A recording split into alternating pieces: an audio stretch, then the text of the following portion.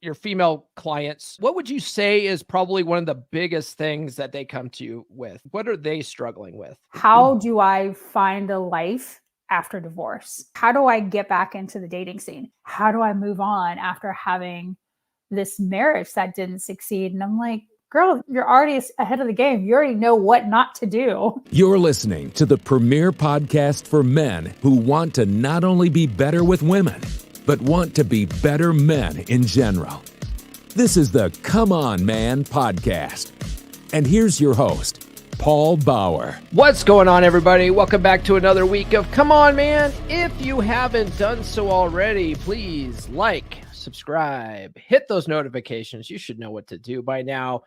If you guys are watching during the live premiere on Monday mornings, sound off in the live chat. I'm usually in there editing videos or whatever. If you guys are watching on the replay, drop a comment below, your favorite emoji. Doesn't really matter. If you guys are listening on Apple Podcasts, give us a 5-star review. Helps more than you know, and you guys are slacking on that. Guys, you can send super chats during these episodes. I just can't share them on the screen because this is pre-recorded. But if you send a super chat, I will screenshot it and I will share it on social media for you. And you guys could follow me on social media. The links are in the description. I'm on all the good platforms. Guys, get on the email list, list.comeonmanpod.com. Get free stickers, get 20 dating app openers, and get a free chapter of my book, Everything I Wish I Knew When I Was 18. Guys, if you don't want the stickers, just say, I don't want stickers in the address field, and I won't waste a stamp on you. Guys, check out the Practical Law of Attraction course, loa.comeonmanpod.com. It's a mindset course. Do check out the book. If you go to books.comeonmanpod.com, you can get my book in all formats, including Audible and Kindle edition. Join the Beer Club. It's a group for men. And finally, coaching's available at gumroad.comeonmanpod.com.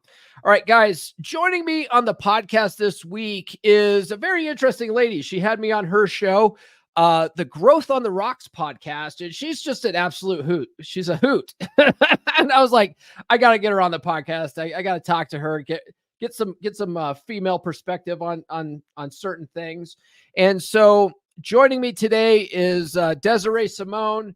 She's a firecracker. I think you guys will like this conversation, and I will bring you that right after these words. Life is a journey filled with twists and turns. Why is it that essential life lessons aren't taught in school? You probably know that the mitochondria is the powerhouse of the cell, but do you know how to invest in a Roth IRA? We're not taught to build ourselves mentally, physically, and spiritually. The roadmap to success is more than just a college degree. You don't have to follow the traditional route. Success isn't confined to a classroom. It's about discovering your own path. You ever wish that someone handed you a guidebook to life when you were 18? Well, it's never too late to rewrite your story. Everything I Wish I Knew When I Was 18. Advice for young men to create a great life for themselves. This book is your compass, guiding you to pick the right career, how to invest wisely, and how to prepare for a fulfilling future. To take control of your health and your fitness. Learn how to date efficiently and find genuine desire. And master the art of leading healthy relationships. Your path is defined by the choices you make, not by others' expectations. Don't wait until you're 35 to unlock your potential. Order your copy now on Amazon. Rewrite your story. Build the life you deserve.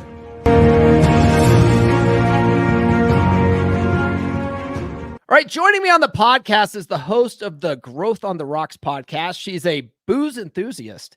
She's your personal development bestie who helps people live a badass life. Her name is Desiree Simone. What's going on today? Oh, Paul, how are you, Muffin? Muffin. No one's ever called me Muffin, so You're welcome. I'm going to, guys, from here on out, they're like, Paul, he's a muffin. Oh, I'm so sorry. No. It's fine. It's fine. Please do. I prefer love muffin. Okay. Actually. You got it. So Desiree, tell us a little bit about yourself, how you found yourself in the self-improvement space, and what motivated you to start your podcast.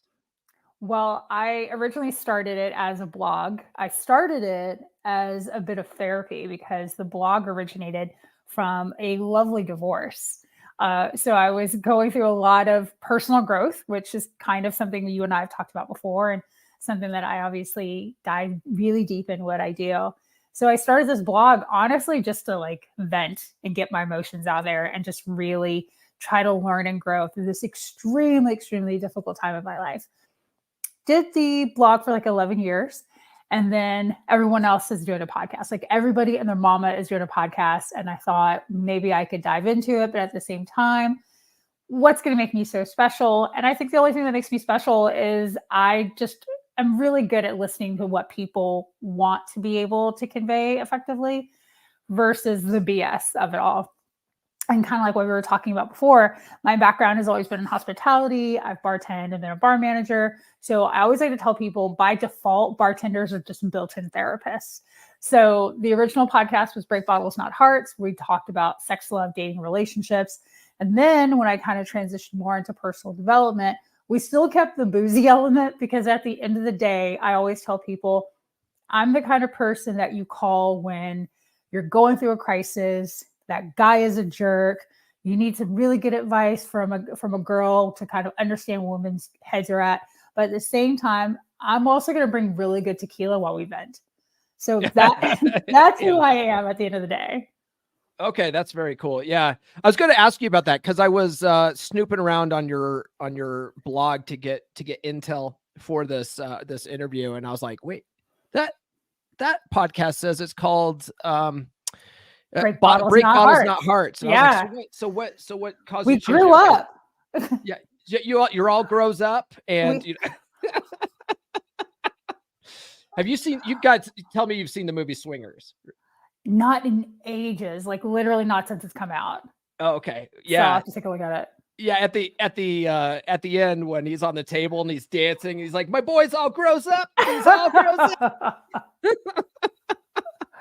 Yeah, I just decided to make that kind of transition from what I was doing more into personal development because that was what I decided to just really start to focus on in 2023. Mainly because, and shout out to Gary Vee, he always talks about monetizing your passion. And personal development has always been my passion. I just didn't realize that was what it was. I just thought I was the friend who does a really great job listening to you. And I apparently give like pretty good advice. And at the same time, I'm going to feed you tequila to get to the root of your limiting beliefs. So that's where we made that transition into more personal development and coaching. And so the podcast went from Break Bottles, Not Hearts, still boozy elements to Growth on the Rocks. So. Yeah. Okay. That makes sense. Yeah. What really pushed me over the edge with doing actually coaching was because like this podcast started off in a men's group and I was giving away free game, just to the boys. But what was pissing me off is when people come to you and you give them free advice, they never take it. Right. And then when they come back to you and they're crying like a month or two later, you're like, I told you. And they're like, well, but if they, it's funny when they put some money in it, they have some skin in the game. They actually do want to take action and they do what you tell them more. So it's like, it sort of protects your mental health from the value leechers, like, and I hate to put it out that way because the podcast is free for the value leechers, but like people that really want to change, like they, for whatever reason, it's like almost like a mental thing. If they're putting investment in, they're going to invest in themselves. So is it safe to say that your audience is primarily women then? Mostly women. Yeah. I'd say like 99.9%, maybe 98%, but mostly women. Absolutely. So shout out to my ladies. Yeah. Shout out ladies. So yeah, that's fascinating because my primary audience is men, but I think it's good getting insights from the opposition. Sometimes, it's an art of war thing, knowing what the enemy is or knowing your enemy or whatever. So now we're the enemy. Come on. Oh, come on. You got to think strategically here. It's all about strategy. It is very true. Yeah. I was going to ask you, so you got into this stuff from divorce. Isn't it funny? Like almost all of us end up in this space because of a breakup or divorce or whatever like that. Yeah. Did you file or did he file? He filed. Oh, wow. Okay. He filed. Actually, scratch that. He asked, I filed. Yeah. He was the one. And let me preface this by saying this was well over a decade ago. And I, to this day, have the greatest respect for my ex-husband. It just didn't work out. Like that's just what it was. And so he wanted the divorce and kind of took his time on his end. And so finally I was like, if this isn't what we both want, I'll go ahead. So technically I was the one who actually filed, but he was the one who asked for it. Got it. So it sounds like it was somewhat mutual then. It was just like, yeah, this just isn't working. At one point, it was it was definitely not mutual in the beginning because I was very much whatever I can do to make it work. And he was just like, yeah, I just don't think this is right. And it's completely fine. So yeah. Sometimes things just don't work out. Like that, a lot of guys, especially on the red pill side, which, I'm in the red pill side of the space. A lot of guys really get angry at the divorce thing. And I look back at my divorce, like, man, I'm glad she filed, cause I was miserable in that relationship, the last half of it, but I was always one of those guys that I would never file. I would have never filed. I would have just gone to my grave, just hating life, cause Why? I thought that's how it was. My dad's like that. My parents are still together. They're coming up on their 50th wedding anniversary. They hate each other, right? Like they're together out of spite for each other, basically at this point. And I just thought that's just how it is. No, you get married and you become miserable. Like that's love, that's how this is supposed to be. And so when she finally pulled the trigger, I was sort of upset at first, mainly because of like the kid situation, but when I wrapped my head around it, I was like, man, what a relief this is. Like, I'm free now. And I just didn't, I look back on it sadly, like I just didn't have the courage to do it, so I'm glad that she finally pulled the trigger on it. So I look back on it like it's actually a happy experience. Right. Honestly. It's amazing how you can look back at that. Obviously at the moment, I'm sure that's the last thing you thought. Yeah. And the same went for me. Like that was, especially when he decided, this isn't what I want. And he made that decision. Never in a million years would you have told me. And 3 months later, you would have this epiphany of this was meant to happen because we were both better off going our separate ways. So yeah. Yeah. So would you say then that life after divorce has it been infinitely better, or what did it take you some time to get there? Like what was your experience post divorce? I'm not going to lie. It took me some time to get there. Your girl went a little cuckoo for Cocoa Puffs for a few months. I did some really not fun things. Me and Booze were really, really good friends. And I was smart with my decisions. I just wasn't smart with how I took care of myself. I wasn't smart with how I was talking to myself. And so all I really kept thinking was, we're just going to drink a lot. We're just going to drink a lot. We're going to stay home. We're going to be really antisocial. My background is performing and being a singer. And so there was no desire to do anything remotely related to singing or being on stage, nothing. So the first few months were pretty difficult, not going to lie. I ended up moving to a completely different state, but still closer to my family, which was really important for me. And I think even though I was going through that at the time, I knew it was important to be surrounded by people who knew and loved me and could be like, what are you doing? And I think I needed to get to a really, really low point. And I did. I got to a super, super low point. I tried to commit suicide, and it was really eye-opening to kind of be in that position of, this is my lowest point.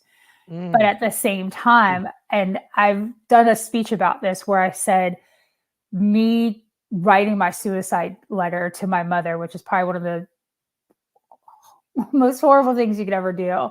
And then being a coward and emailing it to her so she would see it when she wakes up the next day was probably the single most terrifying and the greatest thing that I could ever do, because that was the starting point. Like this is your rock bottom.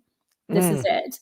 So we can either pull the trigger on this and, make the horrible decision to make a permanent decision over something temporary, or we can let this catapult you into a completely different trajectory of your life.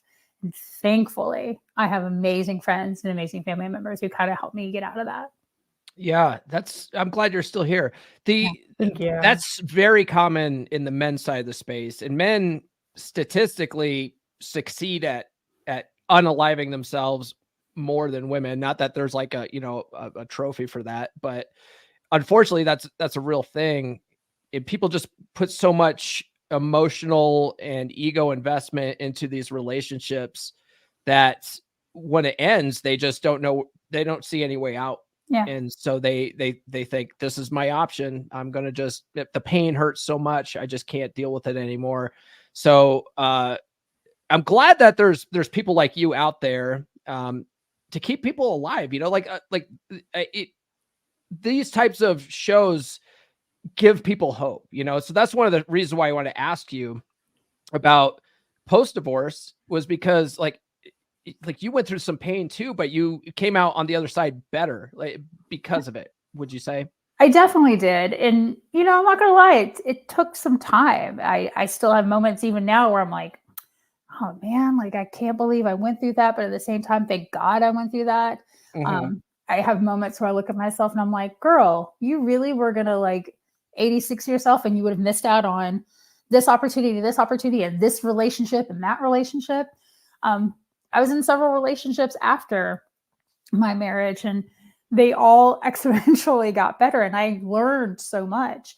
And one of the things I constantly tell people is I learned a lot from not being the best version of me in my marriage so that I could be a better version now. So to sit here and say that there wasn't some benefit from my first marriage, I will never, ever say that I didn't learn anything from it. But it was a process to kind of crawl out of that. But I also know how to be kinder to myself. And I also know how to be a better partner. And every single subsequent relationship after my divorce, I learned to be a better partner. Yeah. Yeah. That's actually a good thing to bring up. A lot of people, and you've probably seen this with your coaching, a lot of people, when they go on dates, they bring up their old baggage, and then they talk smack about their ex, like, they were trash and all this stuff. And it's like, that's one of the worst things you could possibly do on a date. They'll turn someone else off because no one wants to date a negative person. They also don't want to be the next person you're going to be talking smack about. So one of the things that I try to teach guys is think about some of the positive things that you might say about that relationship. Because it wasn't all bad. There was a reason why you were with them. Think of some positive things. And that way, if you're on a date, try to avoid the subject at all. But if you're really pressed on it, it didn't work out. But, these were the blessings of this relationship. I learned all this kind of stuff or whatever. That's a more like a more positive way to spin a negative experience that other people will appreciate, I think. Oh yeah. I actually do that often. And I never realized that was kind of what I was doing, was that inadvertent put it positive. But it's exactly like you said. Clearly you were with that person for X amount of time for some reason. It wasn't all of a sudden they were some sort of asshole. Like, no, you spent 4 years with this person. That was still 4 years of something. And so even with now, I can name every single ex and I could start with, it didn't work out, but like this one was a really great saxophone player. This one was super, super into sci-fi and was just really, really smart with it. This one financially was like a genius. Like it might not have worked out with us as a couple, but yeah, I can go down and I can also sit here and be like, well, this is what made me fall in love with him. He was compassionate. He had a great relationship with his family. He had a really, really big heart. He was extremely selfish. He was hot as hell. He had a 10-inch dick. Like all of these things I can list as to reasons why I might have fallen in love with my ex, but then like life happened and it just didn't work out. Yeah, that makes sense. So let me ask you this. So your female clients are right. What would you say is probably one of the biggest things that they come to you with? Like what are they struggling with? Honestly, it's actually this topic is what we're talking about right now. It's this whole, how do I find a life after divorce? Mm. How do I get back into the dating scene? And I have two particular clients in very different age spectrums where both of them are like, my life is over. Like, how do I, I'm not going to get too much in detail with either one of these ladies, but at the same time, it's just interesting to have this idea of how do I move on after having this marriage that didn't succeed? And I'm like, girl, you're already ahead of the game. You already know what not to do to go into the next relationship. But it's actually this, how do I live and navigate, and more importantly, date? It's not so much I'm in a rush to get to marriage number 2 or number 3 in some people's cases, no judgment. But it's also like, how do you even date? And then how do you bring up the conversation? I was married. I have kids. I have grandkids in some cases. So this is actually a really big life after divorce is actually something that I talk to women about often. How long were you married? I did not even make it a year. Oh, we were okay. Literally, yeah. Okay. Literally, we were separated right before our 1-year anniversary. Oh, okay. So you, I feel like in the okay. state of Florida, I probably could have had it annulled, but Okay. Oh, fair enough. Yeah. So. No, the reason why I asked, because a lot of people that come to me were in the same boat that I was, which was like, I was married for 14 years. And so I like to think that, I was a little bit of a Casanova. Yeah. Back in my my early teen, or late teens or whatever. But then I was rushing for marriage, right? So I got married like 20 years old. I wasn't even old enough to buy alcohol at my wedding reception. And so when I got divorced, like all of a sudden I'm in my mid 30s and I have been out of practice for 15 years at least, And so when I found myself back on the dating circuit, I was like, I don't even know how to talk to women. Like, what the hell do I do? Like, I used to be good at this. So that probably wasn't something that you ran into, but are you finding that your clients are running into that where they're like, I don't even know how to drop the hanky anymore? Oh yeah. Oh, absolutely. and not only that, in the past, you know how it is with apps, like every single year, there's a new version, there's an update, there's a new type of dating app. So for a lot of these women, it was Bumble didn't exist when I was married. What are you talking about? There's an app where the woman can talk first. So there's been a lot that's happened. So not so much, I don't even know how to begin a conversation. Shoot, there's technology that didn't even exist. There's dating apps that didn't even exist. There's platforms that didn't even exist. So being able to learn how to navigate that as well. Speaking of Bumble, this is one thing that I noticed when I was out dating, and I teach my guys is Bumble's trash. And the reason why Bumble's trash is because it puts women in their masculine role. It puts them in because they now have to take the lead of setting the tone and instigating a conversation, which is traditionally the man's job, right? Women just show up and, make eyes from across the room and, that kind of thing. And then guys come over and then, hey, may I buy you a drink? Or right. Like that's traditional. And so most dating apps are set up that way. And Bumble's like, we're going to change the game. We're going to give you the power, sister. And girls are like, hell yeah, no more creeps coming up to me. What I find, at least in my area, because I live out in cow country, right? So it's very traditional out here. So a lot of women love the idea of Bumble. But when it comes to initiating the conversation, they would rather let the timer run out than actually just open up with like their favorite emoji or something, right? And so what I tell guys is you're going to get a lot of matches on Bumble. Most of them are going to disappear because most of these women are either going to have too many options or they're just going to be too scared to open. And if you do get a girl that opens, 99% of the guys are like, women don't know. They have no game. They have no way. They have no idea how to open. And I go, it's not your job. It's not their job. All they're doing is handing you the football. You need to take that ball and run with it. So if they open with, hey, that's basically them saying, hey, it's your turn. Open me. Me. What's your best opener? Like impress me. And so it's like, okay, they give you a hey, hit them with like your coolest, slickest line. Right. And like, that's how Bumble works. But have you ran into that with your female clients where they're like, I like Bumble sounds awesome, but I don't know how to open or anything like that? I think whether it's Bumble or anything, it's that whole initiation is really difficult. And like I said, if you already have several years of a relationship and a marriage behind you, it's like, well, man or woman, how the hell do I even start this? How do I have this conversation? So a lot of times we start transitioning into confidence. Like, what are we going to do to boost the confidence? What are we going to do to get you in touch? Because I like to always tell people, how are we going to get you in touch with your inner badass, right? You're not going to die if someone says no. If you get rejected, it is not the end of the world. It's kind of like what we talked about when you were on my podcast, is that I am confident as hell. I am sometimes delusionally confident. Yeah. Mainly because it's not going to hurt my feelings if a man says, well, no, you're not my type, or he doesn't match with me. Because at the same time, it wasn't meant to be. Like, I'd rather spend my time with someone who wants to pursue me. So we talk a lot about, like, how are we going to build confidence? What are the things that are going to get you excited to want to make that conversation? And I want you to baby step. I'm not going to have you open with some sort of line that makes the guy be like, wow, like, not only do I want to date this woman, I could totally sleep with her in the next few days. I want you to at least input some part of your own self into it.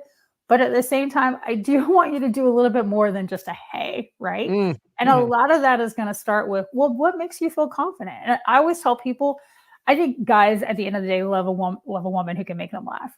So give me a good silly quote. Give me some cheesy line. I'm a huge fan of dad jokes. They are corny as hell, but they're great ways to get people to be like, huh, okay, that's funny. And then, like you said, let the guy take it from there. Yeah. So would you say, this is actually a really fascinating concept that I don't think most guys even think about, but it sounds like confidence is an issue on the woman's side as well. It can be. Absolutely. Oh gosh. Yeah. And especially, whether it was he filed or she filed, whoever, probably, let's say the man might have filed a divorce, then yeah, you're definitely going to have like a stroke against your confidence to make you feel like, wow, I've failed in this marriage. Therefore, I failed in myself, failed in my role as a wife, failed at life. So a lot of time that transition into how I get back into the dating scene after divorce, there's a prequel of, well, my confidence is kind of dashed away. So what can we do to help increase that? See, man, this is just a really good conversation, just because I know guys listening to this are probably shocked to hear that, because confidence is probably 99% of guys' problem. And it's probably one of the most attractive things that women like about guys that are confident, right? Like guys that are confident, girls are like, ooh, he's bold, like, ooh. There's one of my favorite mentors in this space is a guy named Dr. Robert Glover. And he says it like this. He goes, women respond to confidence. They get the same buzz from a very confident guy as men get from a great pair of tits. It's like, Interesting. they're hardwired to, just evolutionary psychology speaking, they appreciate a confident guy. So if a guy's like really bold and confident, girls like, ooh, I like this guy for some reason. I don't know what it is about him, but guys struggle with that. Yeah. Because guys are afraid of rejection. Same thing, like imagine this, guys, we're all humans. Isn't that weird? Isn't that weird? When did that happen? Whoa, right? Whoa. The hell are we talking about here? So now, yeah, go ahead. Now, I was going to say, now, do you see this? Not that I'm like trying to interview you here. It's a bad thing about having two podcast hosts. No, this is great. This is good. Do you find that idea of women are attracted to confidence, that there's also, what I have seen, a very thin line between confidence and arrogance? I find that most women actually deep down like a somewhat arrogant guy. That's what I've found. Find somewhat. Just I agree with you, but I'm like, I still don't want you to be a dick. Right. Yeah. So there's a difference there, right? A guy who's, we call it irrational, irrational self-confidence, and that's where you end up seeing a guy who's kind of maybe a chubbier guy. Maybe he's challenged in the looks department, but he's got an absolute dime on his arm because he's funny. He's cocky. He's, a barrel of monkeys and he's just a joy to be around, right? Like women are just drawn to that. Mhm. And so there is a level of like, yeah, no, I am your best option, right? But there's also a line where you can't be insulting about it. You know what Mm. I mean? And women, a fun fact about women, you probably know this, maybe you don't, I don't know, but women are constantly testing men, and they have to test men. And so if a woman starts shit testing a guy, maybe playfully teasing him, playfully, throwing little barbs at him or whatever, and he handles that like it's no big deal and sort of playfully jokes it off and stuff like that, like women are like, okay, no, this guy's the real deal. He's the real deal. So as long as you're sort of confident, maybe cocky, maybe a little bit arrogant, but that is really you, I think women actually are drawn to that. But if it's a fake facade, women will find it and they will be able to sniff it out because It's women aren't stupid. it's that part right there. If it's really you, then we love that. We Mhm. love it. We're turned on by it. We also hope that you can translate that into the bedroom, because there's nothing worse than to have that level of bravado and then you are a 2-minute man in the bed. Like there is absolutely nothing worse than that. Yeah. But when you end up being that guy where it's completely fake, that it's not you, and then outside of the bar, I'm basically having to like be your therapist at the end of the date, then yeah, it wasn't worth my time. Yeah. Uh, what was a struggle for me, what I ended up learning, which blew my mind, because I really hate to say this, but like men are raised basically to be defective women nowadays. And what ends up happening is guys want women to make the decisions. They want to, the women to make the plans because they want to make sure she's happy, and we want to do what she wants to do. And it's like, so like, that's the way I was raised, right? Like I just want like happy wife, happy life kind of thing. And it's like, oh no, actually she kind of wants you to make the plans, man. She kind of wants you to set the tone and lead. And she just wants to show up looking hot. And, you know, it's like, oh, so if I just plan the dates and set the tone and lead and, take her on, make these plans and take her out and have fun like that, that's the key here. Like, this is so easy. But it's also counterintuitive to what we're all taught these days, so it's a catch-22 almost. I want a healthy balance. I'm one of these really weird, very much in touch with my masculine, but at the same time, I want a healthy balance. I can sit here and tell you what I think gender roles should be or what a role of a man and woman should be in a relationship. I don't really care, because at the end of the day, what works great in my household may not work good in your household. And that's one of the very first things I always talk to women and men about when I coach them is, I need you to find what works best for you. But more importantly, I need you to also make sure it works best for your partner. Mhm. So that's the communication that I want people to really focus on. But for me personally, I do want a balance. I spend a lot of my time, it's either me running a business, it's either me in head a department, it's either me in charge of people and making big decisions. So then to be able to then put that away and let it go and have a man come and say, we're going to execute X, Y, and Z, whether it's dinner, whether it's vacation, whether it's finances, it is a nice relief, because I'm also okay with saying I can do all of that on my own by myself. But I want to have a partner who's going to be like, but right now, I want you to be able to rest. I want you to be able to enjoy this. I want you to be able to get in touch and do all that fun stuff with your feminine, and do not worry, because I have this taken care of. And then if I need to be able to be that balance for him when things are down, because that's the other thing I think is really important, is there's going to be ups and downs for relationships. And there's going to be times that your man is going to need you to step up at times. And I think it's so frustrating for couples to be in this position of, everything is going to be perfect at all times, and I'm just going to plan for that. No, it's not. It's not. You're going to be facing those hardships. There are times that you're going to need to be stronger for your man, and there's times that he needs to be stronger for you. And so being able to be prepared for that, because we all love the wedding. The wedding is tons of fun. There's a lot of parties. You look good, but that's not where the work comes in. The work comes in afterwards, and it's not going to be all sunshine and roses. So I want to be able to have a partner that can give me a really good balance to sit there and be like, you don't need to put all this on your shoulder. And if he needs me to step up in times, then I will be there in whatever way I can to step up for him as well. Yeah. Yeah. Going back to what you're saying about how it's not always sunshine and roses. That's one of the things that we talk about in the red pill space is, and it's so funny because the red pill gets a bad rap because of, podcasts that have, OnlyFans girls, and then they give them, White Claws, and they throw them off the podcast. Like, that's not red pill. Okay. Like actual red pill is a praxeology for men to, it's basically sexual strategy for men and positive male identity. That's all it is. And what we've learned in this space is that, marriage and like maybe long-term relationships, we call it game on hard mode.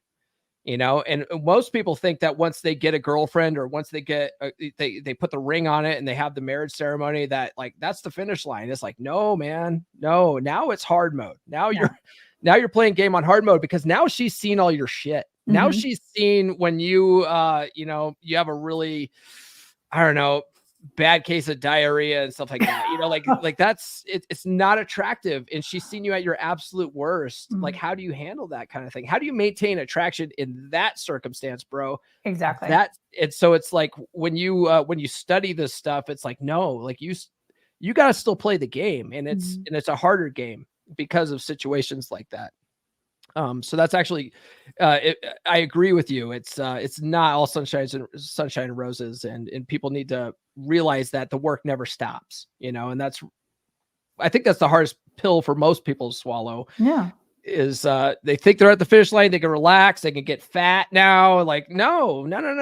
You guys, like, and I'm talking to the guys out there. Like, no, you can't get fat now, bro. Like, you still have to go to the gym. Okay. You still have to go to the gym. You still have to maintain your attractiveness level. All right. So shifting gears here, I was checking out your blog because I was internet stalking you, and I was when people stalk me. I was looking at your article titled "Good Girl." Now, you talk about good girl kink. Can you describe what you meant by that for the listeners out there? What's good girl kink? So before I describe it, I'm slightly disappointed that that's the article that you picked. Oh, I found a couple articles. Oh, did you? Because I was like, I bet you I know, just by looking at your face, I was like, I know exactly what article he's going to talk about. And I was sitting here like, oh Lord, this is going to be fun. Okay. So anyway, so a good girl kink. So it's a praise kink basically. Yeah. And I didn't think I really had a strong praise kink until I was recently introduced to like erotic audiobooks. And I think it's because I am a singer, and obviously, voice and tone and timbre, that's like a really big thing to me. And so I had this horrible way of listening to audiobooks while I was in my office. So here I am trying to be very professional and do my work, but getting so distracted at listening to some man basically be like, that's my good girl. And just talking dirty, just talking that. Yeah. Yeah. And it's the simplest thing. And so I actually told my partner a few months ago, I said, I kind of discovered this thing about me. I always knew I had a praise kink. I'm an only child of a sergeant major who just very much was like, it's either yes or no, and there's only one real answer. And so I think I always knew I very much wanted to, be the number one person in class and always just make everyone happy. Yeah. But I did not realize how strong of a praise kink I had until I heard it in bed. Yeah. And then I was like, well, this is a new level of horniness unlocked, because it's that bit of confidence that you're doing a good job. And if daddy tells you if daddy tells you you're doing a good job, then it's good. It's good. It's good. Yeah. There's this whole men's pickup sort of philosophy. It was developed by a guy named Alan Roger Curry called Mode 1. I don't know if you're familiar with it. And he passed away last year. I managed to interview him like literally 3 weeks before he passed away. Oh, and his books are fascinating, but he talks about this. He's like, he calls it getting into a woman's left ear zone, which means if you know, he basically, when he comes up and talks to a woman, he sort of gauges her body language, right? If is she receptive or not, right? If he goes to get into her 3-foot space and she backs up, he's like, okay, I need to build some rapport with her a little bit. If I get into her 3-foot space and she doesn't move, it's like, okay, cool. She's pretty chill. And he's like, but if I can get into her left ear zone, which is basically close enough where he can talk into her left ear, he's like, it's on. Yeah. She's comfortable enough where I can now talk to her in her left ear. And he's like, and then he starts getting very, very sexual with his, conversation style. And it's like, it blows guys' minds, but it's like, well, no, women actually are like, they're very aroused through their ears, and their imagination. And so it makes a lot of sense. And so when he talks about it, it's like, this is genius. This is absolutely genius, and you don't, like, for the guys out there that aren't comfortable maybe going that far when they're just meeting a woman, it's like in the bedroom, like you said, try it out, like she's already in the bedroom. Like, what are you gonna, what's gonna happen? Like she's actually going to be, it's going to end up very well for you. It really will. I promise you it will. So no, you also in that article talk a lot about the importance of tone, importance of tone in the article. Now, most guys who like they have no clue. They have no clue what it, like for men, it's black and white. Hey, my words are my bond, right? Like what I'm saying is what I'm trying to get across. But women often speak in subtext, and they also read a lot from body language and tone, and not just the words you're saying. So a lot of guys just don't realize that. Have you noticed that? Like, guys are just completely clueless when it comes to their tone and their body language and how they're actually coming across to you as a woman. Have you noticed that as an issue? I have, but I think the thing is the men who are really good with tone know how to use it and use it to their advantage, because there is a big difference between how you say and what you say. And also outside of the bedroom, it's something that I've experienced a lot with relationships where I've always said, it's not what you said it, but it was the way that you said it. Your tone puts it into a different area. And so if you can actually master subtleness with tone and what you say and how you command it to a woman, and then implement the left ear theory, guys, like, it was so going to be advantageous for you.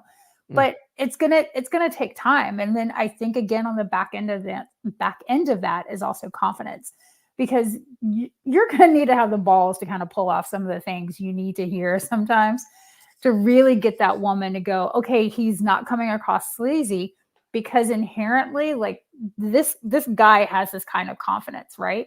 So I want to say it's Chris Rock. I have a tendency to quote Chris Rock in a lot of my podcasts, but I want to he's a smart dude. He's actually, he has some real good gems. Yeah. But I want to say it was Chris Rock who made a joke years ago where he was talking about, like, wanted to ask a woman out. And he was saying, there's a big difference between a guy going up to a girl and being like, excuse me, ma'am, can I take you out, ma'am? And he's like, no, versus, ma'am, I want to go ahead and take you out.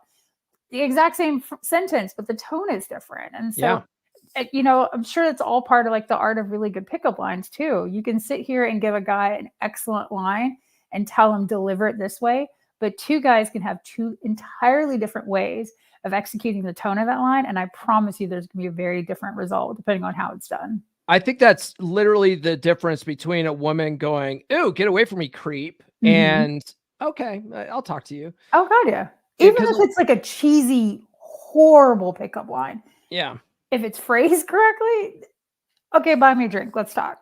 Yeah. Because a lot of guys get all up in their head about, well, if I go up and approach a woman, like, she's going to call the police on me, or Me Too movement me. It's like, bro, relax. Like, if you don't approach a woman in a creepy way, in a creepy tone, like, you're going to be fine. Like, even if she doesn't want to talk to you, most women are pretty cool when it comes to, like, letting you down easy, like, relax, man. Most women are. Yeah. That's why I do like to say most, as opposed to, like, all women and whatever. It's like, most women are. Yeah. Yeah, Some I'm women not are trying to be a women are traitor. bitches. Like, let's get real here. I'm not trying to be a traitor to my sex, but I've definitely seen some women I've been like, okay, that was a bit harsh. Yeah. No. Some of them it's unnecessary, but it's if a guy has any kind of good, strong frame at all, he'll just be like, all right, like whatever, Right. you must be having a bad day. That's You're on having a you. bad day. It's fine. It's fine. Just move Yeah. on. So last question about that article. All right. So you like the good girl thing. Does it work the same when they call you a naughty girl?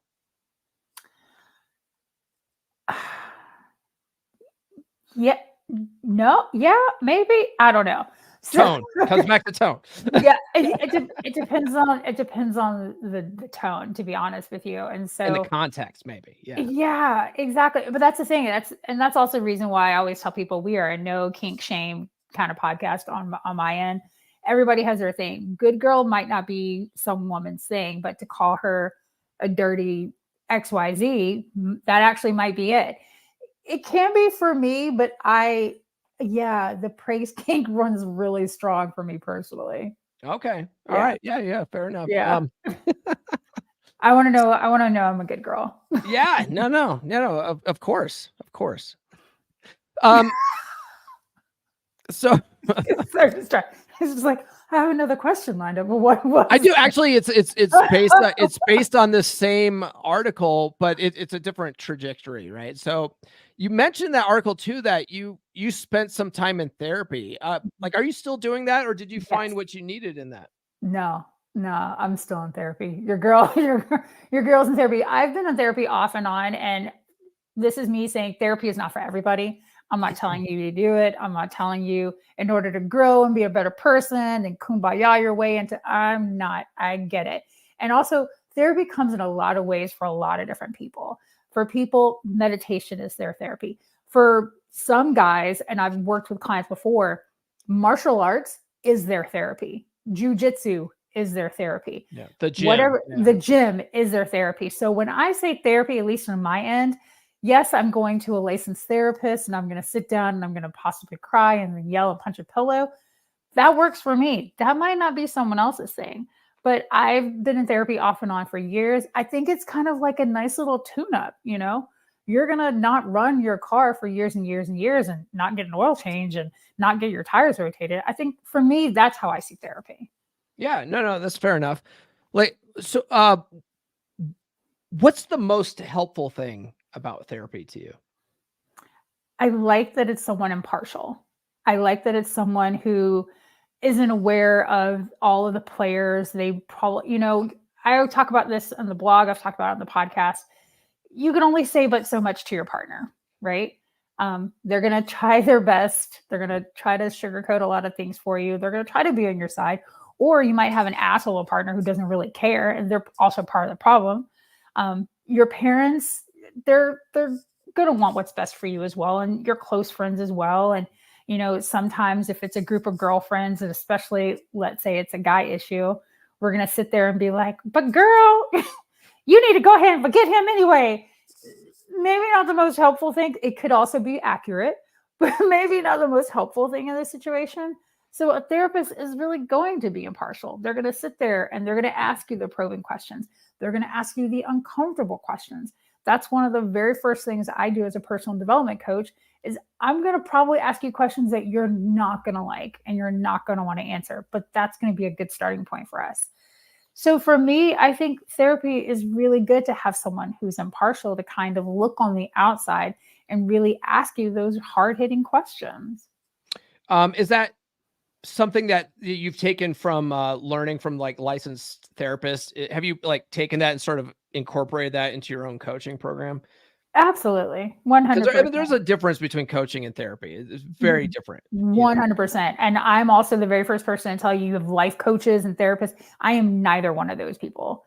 I am just a person who's really good at finding out someone's passion. And then my follow-up question is, why the hell aren't you doing it? Mm-hmm. And if you're going to give me about 1 million reasons why, so then it's my job to be like, so let's dig into finding out why you need to start doing it. That's what I do as a coach. I'm not a licensed therapist. I'm not a licensed life coach. I have no desire to be either one of those things. And I don't discredit the people who are.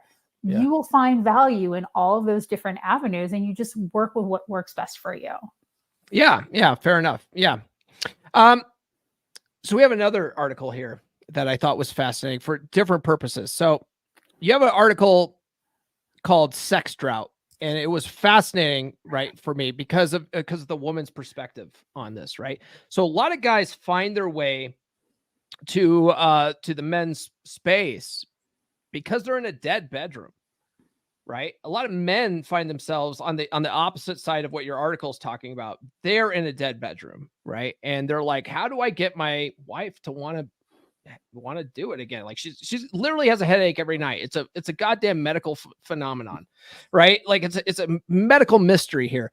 So now we have a different take. Like the red pill has a different take on how to handle this situation that we've found to be effective just from the men's perspective. But for the listeners, right, who haven't read your article, can you give them the highlights of how you're recommending addressing it from the woman's perspective? Like what should a woman do when she's finding herself in a sex drought? So it depends on the basis of the drought. So a lot of times, at least from my initial perspective and keeping myself in mind, a lot of times for me, a sex drought is medical related. It has nothing to do with my partner. I have an autoimmune disease. I can be insanely horny, but my body is just like, girl, you need to rest. And I've actually encountered that with my partner where I've been like, I would love to do nasty things with you, but I feel like I've been hit by a car. And then unfortunately, the body just needs time to get to the point where you feel attractive again. So whether it's medical, and I have amazing women that I've worked with who unfortunately, men and women, deal with this issue where medically there's just things that are going on where it might not be the headache for 100 days, but it's definitely something that's going on in the body. Mm-hmm. For one, in that particular instance, I need you to understand that your partner is just as frustrated as you. A lot of times they're sitting there going, I really want to, but like physically, this is just not good for me. So it's a matter of kind of like, how do you navigate that? How do you have that conversation? You have to start with care. For one, you need to be understanding that this is their body literally doing what the body wants to do, and they're just not having it. The drought from a woman's perspective, when the lack of desire to want to be with your partner comes up, is a tricky way to kind of tackle that. For a lot of times, that conversation is so hard, and we would rather just continue not having sex than to ever open up that conversation.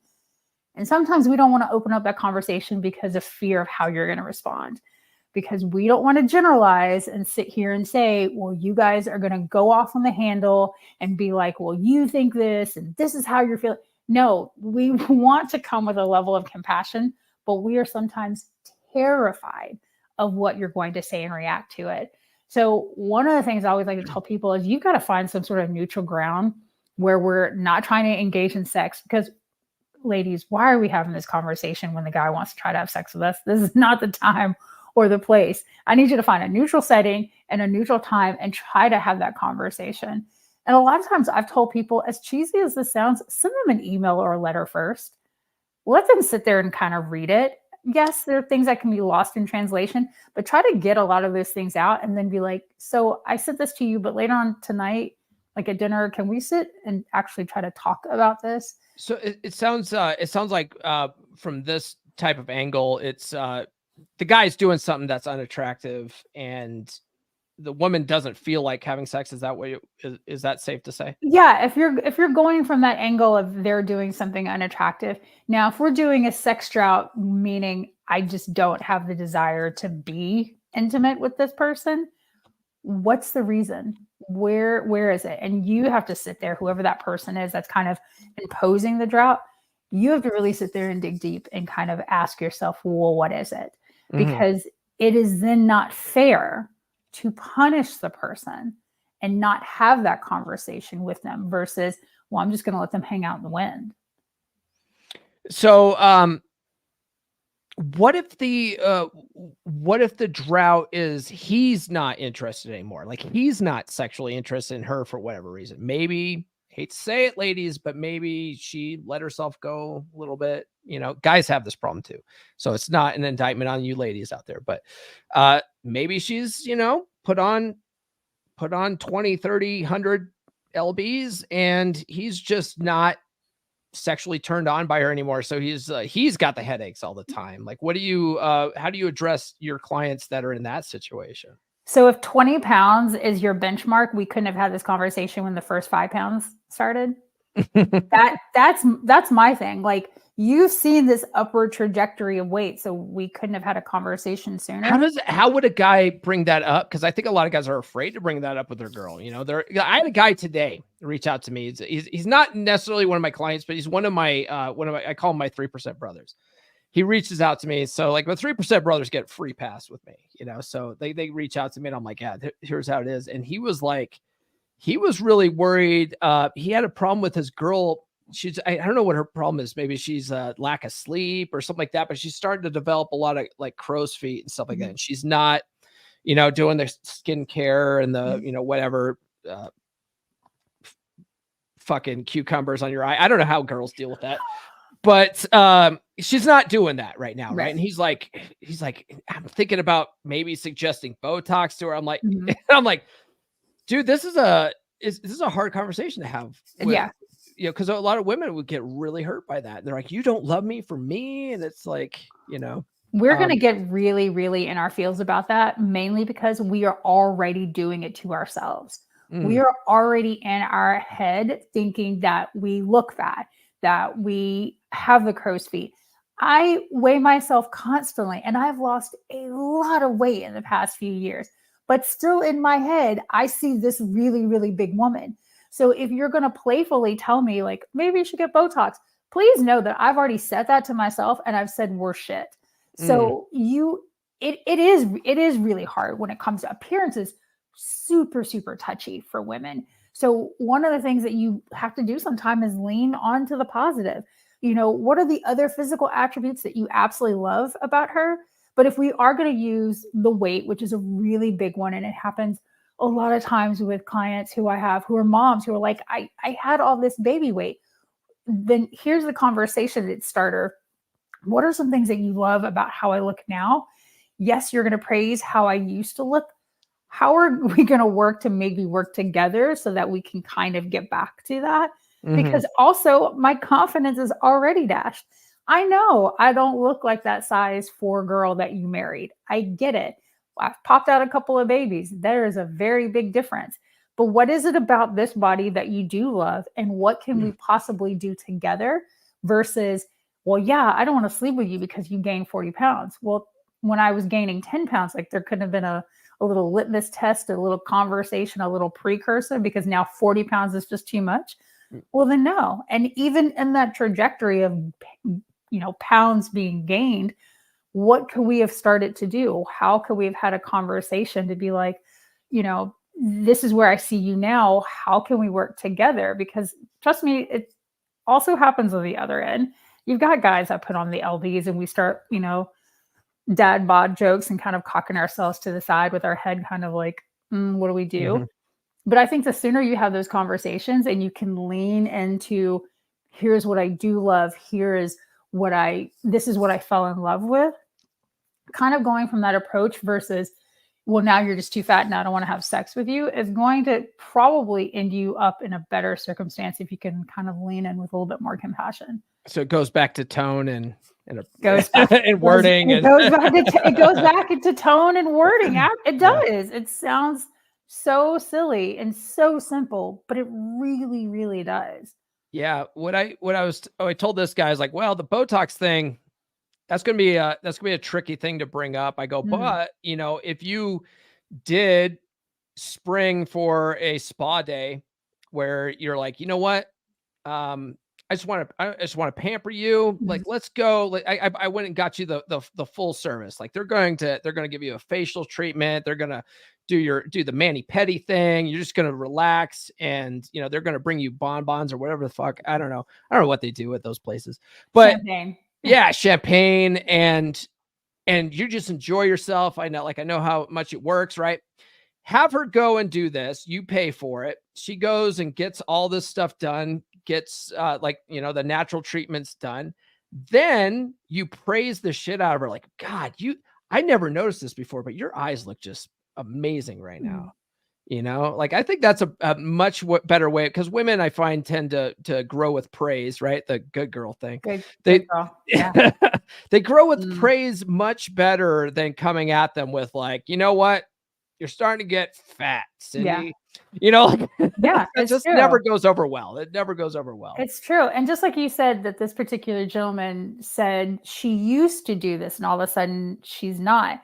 I hear that as a personal development coach. And my first question is, what has happened from what you used to do to what you're doing now to make you stop doing it? Yeah. And I bet you anything, if you even start with that question, she might tell you something like, here are the self-defeating thoughts I'm having. So-and-so just got a BBL and she looks amazing, and I don't feel like I can, live up to that. I feel like I'm not attractive to you, versus you being like, no, like I never even mentioned that, or never even saw that to be an issue until you pointed it out. Starting with, if that was something that she used to do and all of a sudden stop, there may be some deeper issue, which means you then need to open up that conversation. A lot of the stuff that we're talking about today, I think, might be blowing some guys' minds, because it's really what it comes down to. And a lot of guys don't even really think about this. They don't think about this, but a lot of women are constantly in a state of some kind of weird insecurity, and it's their whole lives. They're set to, like that. You got Barbie standards, right? You got all this stuff. They're constantly comparing themselves to other women. It's just like this whole hamster wheel going in their head at all times. And it's like, so when these guys are like, oh, I'm not good enough for this chick. It's like, well, not with that attitude, you're not. But you got to realize what's going on in her head half the time. It's like, listen to this. This is what is going on in their heads half the time. They're like, this chick got a BBL. Maybe I need a BBL. It's like that kind of stuff is happening a lot.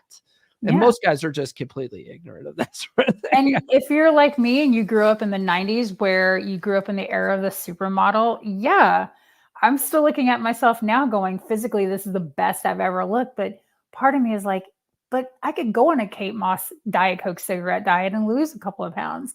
I can tell you right now, the first thing my man's going to do is be like, you lose 5 more pounds and we're going to talk to your doctor. So we are constantly battling with a lot of things. And so to have your external, why aren't you doing this, is only going to go on top of the fact that we've already said a million negative things. We say so many hateful things to ourselves in a day. It is unreal. Unreal. So again, tone and that little praise kink, if you can translate whatever it is that you are wanting to criticize about us, then we can sit here and be like, okay, this is where I would like your help. And it does take a really strong woman who can sit here and be like, I do need your help in this regard. So again, it all goes back to tone. Yeah. I have one last question, then I think we'll wrap up here. But this has been such a good conversation. You have a mini course called Project Greatness. Can you tell us about that? Like, what do you teach in that? And what's the difference between a mini course and a course? So the mini course, honestly, it's just a great way to kind of get you started, at least working with me if you're interested in my coaching. As a personal development coach, for me, the mini course is kind of like, here's my style. Here's a nice little introductory. It's also some really great ways to kind of get those conversations starting with yourself of, what is it that I really want to focus on? What is it that I want to do with my life? Because a lot of people will come to me with, I just don't know what to do next, or I don't know what to do now, whether it's someone who's doing life after divorce, someone whose kids are now out of school, they are empty nesters, they don't know what to do, people who have decided to make a career change, or people who just feel stuck. A lot of the people I talk with come to me and say, I just feel stuck and I don't know what to do. I don't know what my purpose is. I don't know what my passion is. So the mini course gives you all these really great exercises to kind of dig into that and find out, well, what is the thing that gets you excited? There's a section called What Lights Me Up. What is the thing that lights you up? What is that thing that you could do every single day, regardless that you got any attention, any accolades, or any money from it? If that's something that you can actually pinpoint, that is a great way to start finding out what it is that fuels your passion. Yeah, I like being told I'm a good boy. That's Right? what fuels my passion. You are a good boy. All right. And can I just say, you did not, I don't think you're going to say the article, the blog post, because I was like, oh man, I think I know exactly. Can I tell you which one I thought it was? I don't even know if you even saw it. So I did an article and then I sent it to BuzzFeed because I was really proud of myself about this one. Okay. Called My Sex Report Card. Did you see that one? one? I didn't see that one. What's that one about? So I have to admit, this is actually something, and I feel like your listeners would really appreciate. I reached out to, like, I want to say it was 5 guys that I had either dated, like it was in relationships with, and, left in good terms, or kind of was like a really good friends with benefits. And so I gave them a list of questions and I had them rate me on a lot of different categories. Wow, And that's bold. It was really bold. I did it like in my early 30s too. I don't know what the hell I was thinking. I was bold. Yeah. But anyway, did you get an A+ or what? Like, what's well, the scoring wasn't like, like an A or whatever, but it was also not in categories of like, what did you think my boobs were like? It was really an in-depth things. It was, like, how did you think I was as a lover? I also had so obsessive compulsive and so like neurotic. Did it like on a spreadsheet where it was done anonymously. I didn't know who it was. So I could do the article. And that's the only way to do it, because guys are like, I'm not gonna be honest with this shit unless she doesn't know. No. Okay. I didn't know. I picked the particular guys and I tried to give it like a good span of time. But I talked about, how was I as a lover? How did I communicate? What were things that I can improve? And I also did that mainly, outside of for research for the article, I did it for myself. Because one of the things I talk about in the blog and the podcast is I was a late sexual bloomer. I very much was raised with the you don't have sex until you're married. So I believe that. Not that I came from a super strict, religious family, but my mom waited, my grandmother waited, my great grandmother waited. We, again, very good girls. That's what I was taught that you were to do. So I was 23 when I lost my virginity, and I was so glad I waited. But because of that, I feel like I kind of missed a sex window of some kind of exploration and whatnot. And so the report card for me was a really great way for me to look at the past partners I'd had in that kind of like 7-year window of losing my virginity and going, okay, this is, pardon me, this is what I need to improve on. This is what men like. It gets you out of this idea that I have to compete with anything I see on porn or YouTube or whatever you want to call it. Like that whole idea that I got to see what this girl does and do exactly what Jenna Jameson does every single day of every single moment. And then I also wanted, the whole part of the report card was, well, what could I have done better? And then what is it that you need to feel like you were getting the best experience out of our sexual encounter? No, I did not go back to any of those guys after the report card. But it is, you gave me an F. Fuck you, Tom. No, but I could kind of tell by some of the answers. I kind of knew who did what. Sure. Also because, some guys are just really great writers and I'm like, I know who this was. But like I said, I picked a variety of guys. It was a couple of guys I was relationships with, a couple of friends with benefits, one guy that I had sex with, just a few times, but we were still, remember those times we hooked up? Oh yeah. Do you mind writing this for me and sending it back on a Google Doc? So if you were adventurous enough, and if you can find really great questions with the intent to learn and progress and be better, I almost dare you pick maybe 5 people from your past and send it to them and say, hey, I'm going to give myself a report card. And that's what I did. And then I wrote about it and posted it on the blog. Fascinating. I'm never doing that. Ever. Fuck it. I don't care. You know what though? Speaking of what, like, not having to worry about like what happens in porn. Have you ever heard of a guy named Eric Everhard? No, I feel like the name is familiar. I feel like I should know who that is, but I have not. He's a probably one of the most prominent porn stars out there. I Mhm. happen to be friends with him. He would be great for you to interview on your podcast, because one of the things is Give me a call, Eric. I'll introduce you. He's actually a You're really good so interview. good at that too. You're Yeah, so good. Yeah. he's a really good interview, and he just did a lecture for my beer club guys, and one of the things he said in that interview, which was great, he's like, look, the Kama Sutra has like 1,000 positions. He goes, there's only 4 useful ones, and he's like, all the stuff you see in porn is bullshit. He's like, most of that is for the camera. It's not effective. It doesn't do anything for her. It looks cool on camera, but it does nothing for her. Mhm. And so his whole thing is all about, if you lay it right, she'll overlook all your bullshit. So it's like he's Almost all of it. Almost all of the bullshit. yeah, but to a point, Not right? all of it. Yeah, To a point. but no, so it's just funny that you bring that up, because it's Mhm. like, well, if women are like, oh man, I'm not doing it like Janet Jameson does it. Mhm. It's like, but a lot of guys have just this unrealistic expectation of sex because of porn. It's like, Mhm. guys, you gotta get that out of your head, because this is real life. Like real life is not porn, and the porn stars will tell you that. Yeah. So, I mean, one of the things that if I remember correctly, because I wrote that article ages ago, one of the things I think two of the guys said was they wanted more affirmations or words of praise. Like they wanted to know, because I'm very much guys a want to be loner. told they're good boys too. Yeah, guys want to be told they're good boys too. And so they were like, yeah, you're great at making noises, but I wanted to hear you be like, this is mine, and all these other words of praise. And I thought, well, yeah, you are a good boy. You're mommy's good boy. God damn it. You're doing things to me. All right. This has been a fun conversation, Desiree. Can you give us some parting words of wisdom and just let people know where they can find you online? So you can find me on my website, Desiree-Simone.com. All of my socials, Instagram, Snapchat, TikTok, Twitter, Threads, is all at I am D Simone.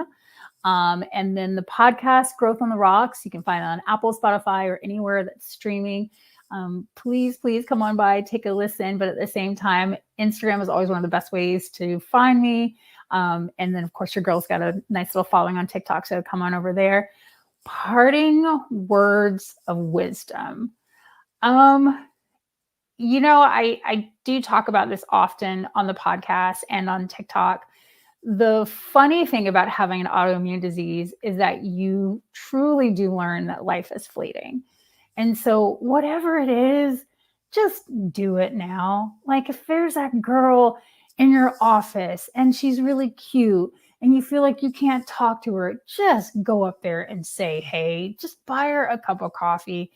If there's the passion that you've always had to own your own bakery, but you've got this 9-to-5 and you want to keep it because the medical is good and the insurance is good, but you really are really great at making cupcakes. Make cupcakes in your daggone kitchen and then start selling those bad boys to the PTA meeting.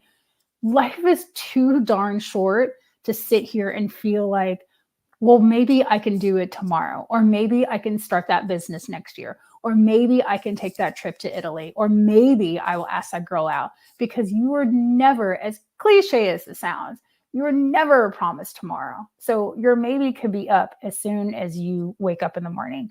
So whatever it is that you want to do, whoever it is you want to do, friggin' consently, but then just friggin' do it. It's way too short, and there are way too many amazing things on this earth for you not to try. So to sum that up, yellow. YOLO. God, I can't even think of the last time someone said YOLO. Jesus. Just now. Just now. Just right then. All right. Thank you so much. You're welcome back anytime. I really appreciate it. I'm going to give you the rest of your evening back. Thank you so much.